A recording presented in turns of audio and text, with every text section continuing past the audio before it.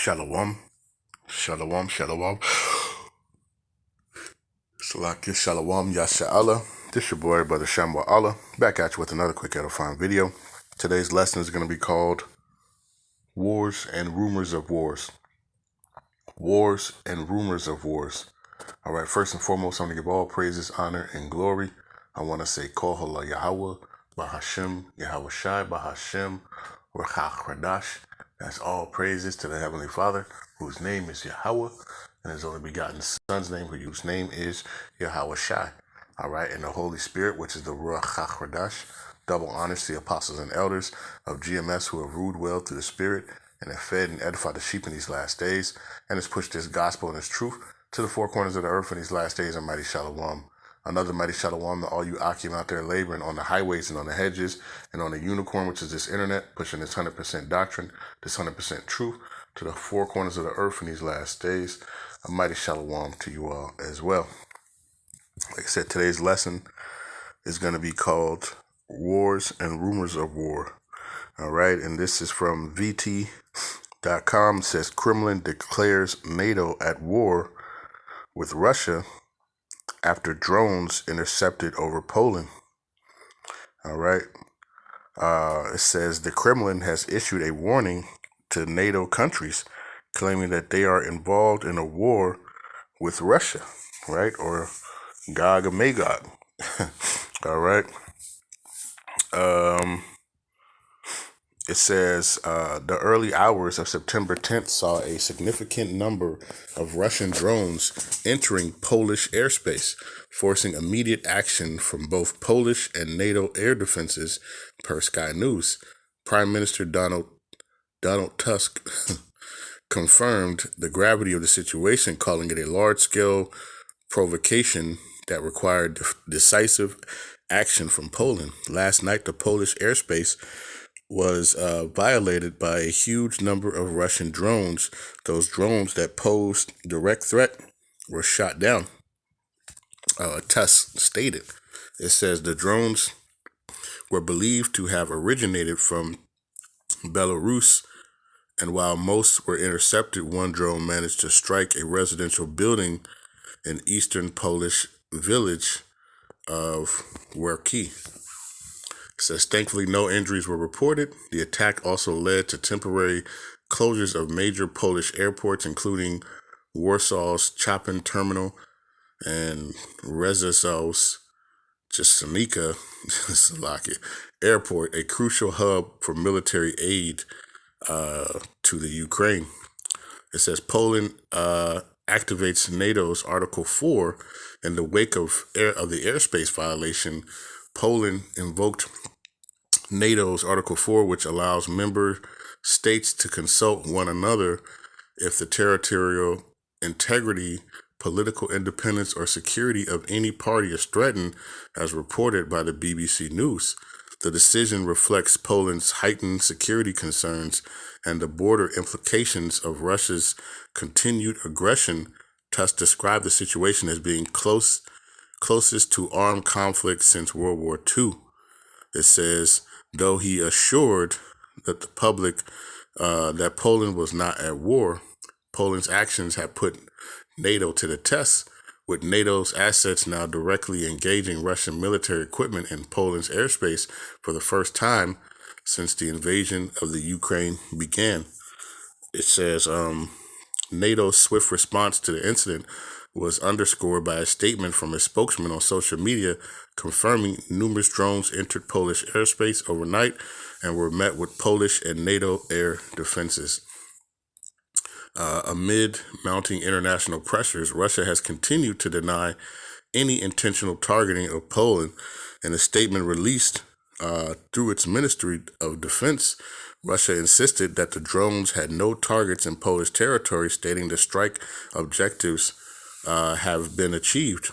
All designated targets were hit. No targets on the territory of Poland were planned for striking. It says Russian Ministry of Defense further explained that maximum flight range of drones used to attack did not exceed 700 kilometers. Nevertheless, Moscow expressed its willingness to engage in consultations with Poland's Ministry of Defense on the matter. It says, however, Moscow's rhetoric has continued to escalate, with Kremlin spokesman Dmitry Peskov on September 15th accusing NATO of being de facto involved in the war due to its support of Ukraine per Mirror. It says NATO is providing direct and indirect support to Kyiv regime. It can be said with absolute certainty that NATO is fighting against Russia. All right, and you know, NATO. All right, the North American Treaty Organization. All right, and you have Russia, which is Gog and Magog. All right, and the way they kind of set it up is if you attack one, you attack them all. All right, and you see Russia is kind of just is toying with everybody. All right, Russia, or Gog or Magog wants all the smoke. All right, and when you think about it, let's go to let's get this real quick, and then we'll kind of get into the other one. All right, this is Second Esdras chapter 16 and verse number 17. It says, woe is me, who will deliver me in those days? The beginning of sorrows, great mournings, the beginning of famine and great death, the beginning of wars, and the power shall stand in fear, the beginning of evils. What shall I do when these evils shall come? All right. And we know, all right, that that ultimately war is inevitable. All right. The scriptures talk about it. All right. Second Esdras 15 in verse number 14, it says, woe to the world and them that dwell therein, for the sword and their destruction draweth nigh. One people shall stand up to fight against another, and swords in their hands. It says, for there shall be sedition among men, invading one another, and they shall not regard the kings nor princes, and the course of their actions shall stand in their power. Okay, ultimately war, okay, is going to be, upon the earth. All right. If we let's go to the book of Revelation real quick. Salakia. This is Revelation 11, and we're starting at verse number 14. It says, the second woe is past, and behold, the third woe cometh quickly. All right, and those woes represent wars. All right, world wars. All right, so the second world war is past, and behold, the third woe cometh quickly. And the article talked about, that the conflict that's going on hasn't been seen since World War II. All right, and we understand. All right, the scriptures tell us that the second woe is past, and behold, the third woe cometh quickly. All right, it's gonna come quickly. All right. We go to in the book of Matthew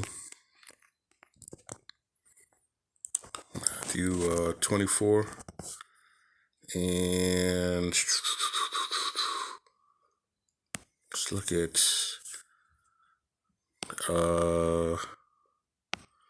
let's see. Let's jump up, Salakia. This is Matthew chapter 24 and verse number 6. It says, and ye shall hear of wars and rumors of wars. See that ye be not troubled, for all these things must come to pass, but the end is not yet. For nation shall rise against nation, and kingdom against kingdom, and there shall be famines and pestilence and earthquakes in diverse places. All these are the beginning of sorrows. All right. And we read in Second Esdras. All right. The same thing. Okay. Second Esdras 15 and 16. All right. Because, there's going to be these wars and rumors of wars. And ultimately, there's going to be a third woe. All right. And the book of Isaiah talks about the third woe. right? It might start off with, a couple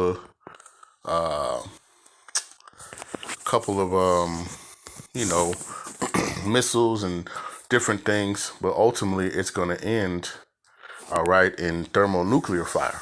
Okay. This is Isaiah chapter 9, verse 5. It says, "For every battle of the warrior is with confused noise and garments rolled in blood."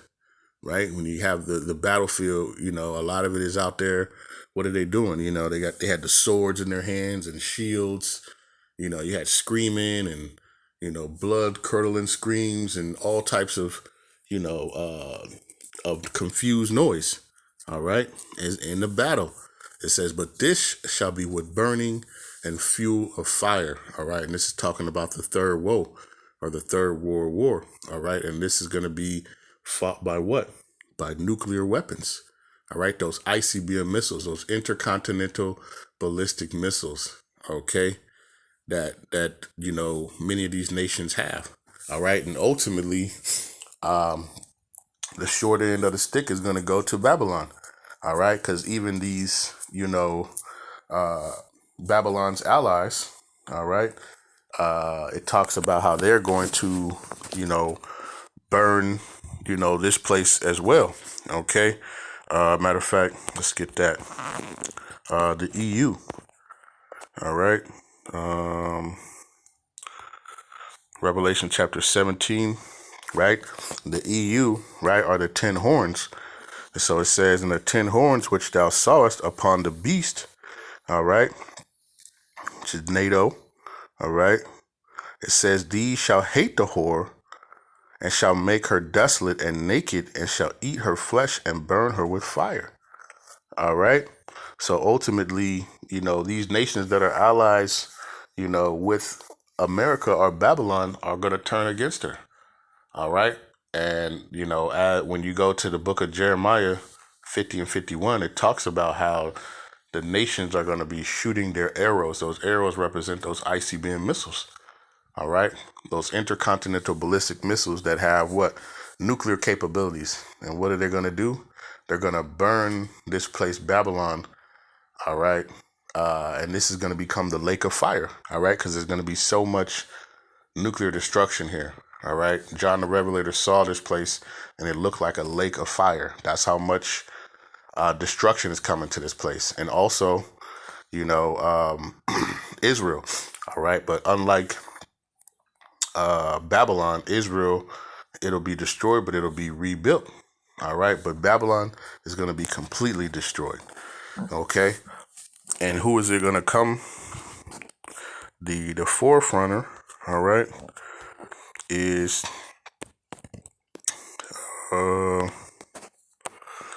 let's get it.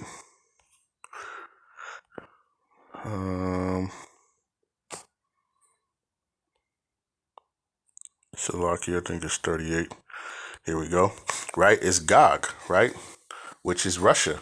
Okay, Russia's gonna be in the forefront. All right, and you see how Russia, man, wants to smoke from everybody. All right, wants to be and is allies with a lot of people. So and Babylon really is in a crappy position because everybody who America, even Venezuela, all right, Russia, are allies with Venezuela. Okay, so all these different things that Babylon is trying to go against are people who are allies with Gog. All right, so this is Ezekiel chapter 38 verse 2. It says, "Son of man, set thy face against the Gog, the land of Magog, the chief prince of Meshach and Tubal, and prophesy against him." All right, let me jump down. It says,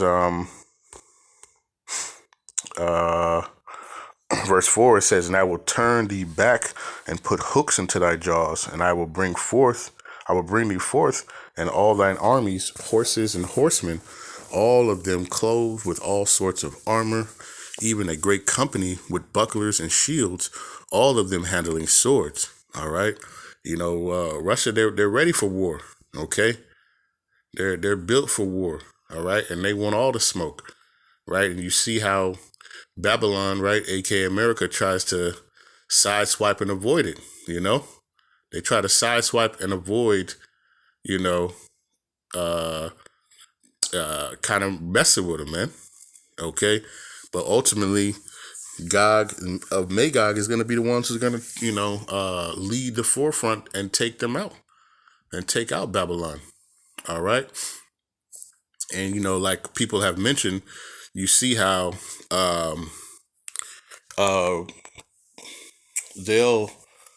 you'll have Putin who will go and do what? He'll go and meet with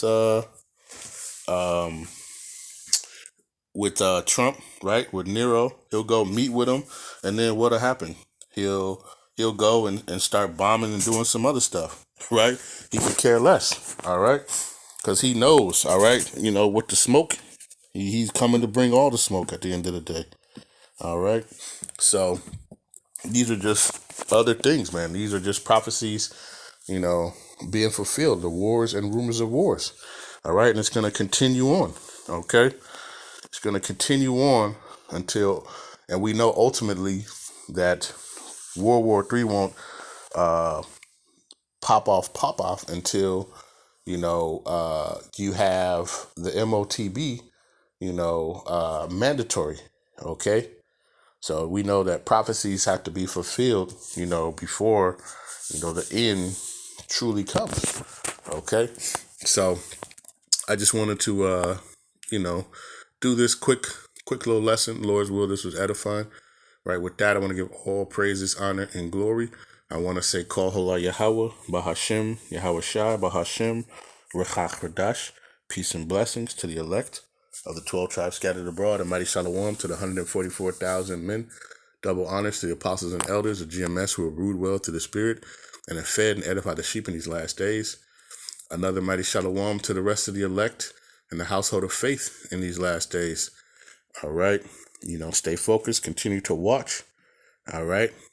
Things are continuing to stir and heat up. All right. The scriptures say that, Yahawah is a man of war. Yahawah is his name. All right. And he's all about war. All right. And war is coming to the earth, whether you like it, love it, or believe it. All right. So with that, we say a ball, and shalom.